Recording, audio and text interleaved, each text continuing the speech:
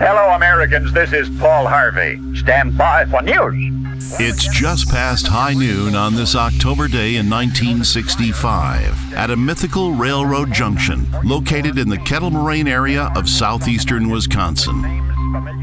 The streets are empty, the loading docks deserted, and nearly every other business activity has come to a halt. It happens each day at this time when Paul Harvey delivers his midday news report over more than 1,200 radio stations from coast to coast, including WCWM-FM in Colleywood, Maryville Junction. With her husband, she runs a ranch, but finds time each day to telephone Norfolk with a report on wind velocity, rainfall, snowfall, fog, whatever in her area. And Ruby has been doing it for 64 of her 84 years. Paul Harvey, good day.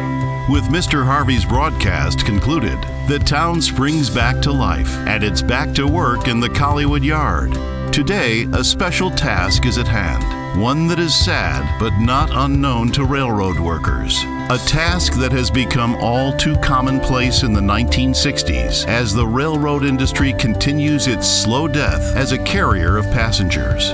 Another set of 50-plus-year-old heavyweight passenger cars ready to take their final journey as this funeral train prepares to depart for a scrapyard outside of Chicago. In another section of the yard, this brand new, state-of-the-art Elco Century 630 locomotive, which was introduced and demonstrated to the junction workers and railroad execs earlier today, is ready to depart the junction for the next stop on its cross-country introductory tour of the United States, Chicago. Always frugal, the Union Pacific is taking advantage of this destination and is hooking on these stripped-down cars. Ironically, these 5-decade-old cars will be towed to their death by the newest and most powerful locomotive built to date.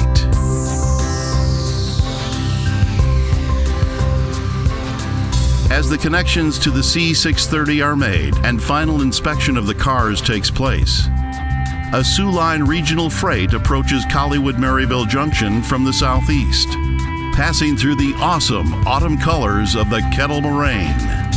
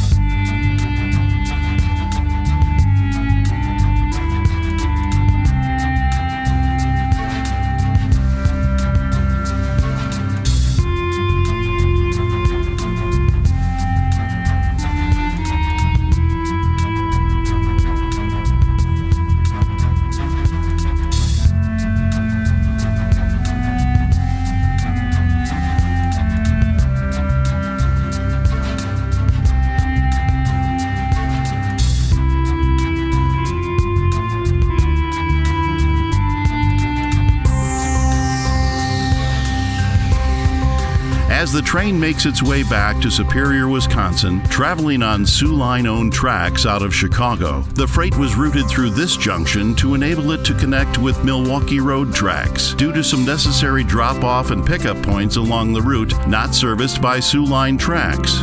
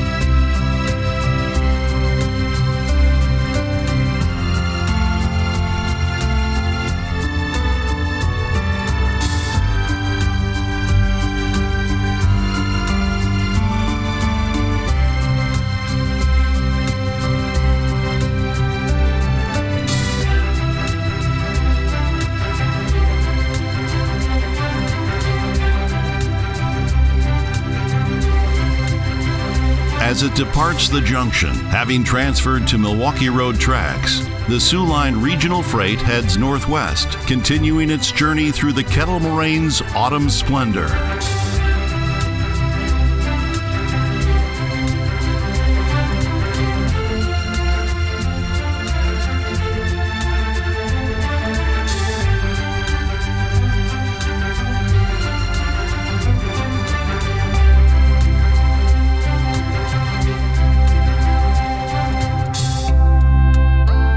With the shared tracks to Chicago now clear, the funeral train sadly departs Maryville for the final time.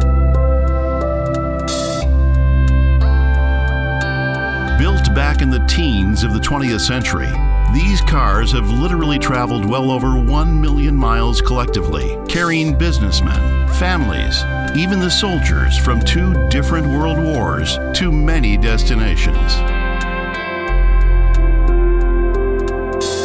Although the cars are in great shape, having been well maintained and recently refurbished during the late 50s in anticipation of continued dinky service throughout southern Wisconsin, new superhighways and air travel have now made them irrelevant.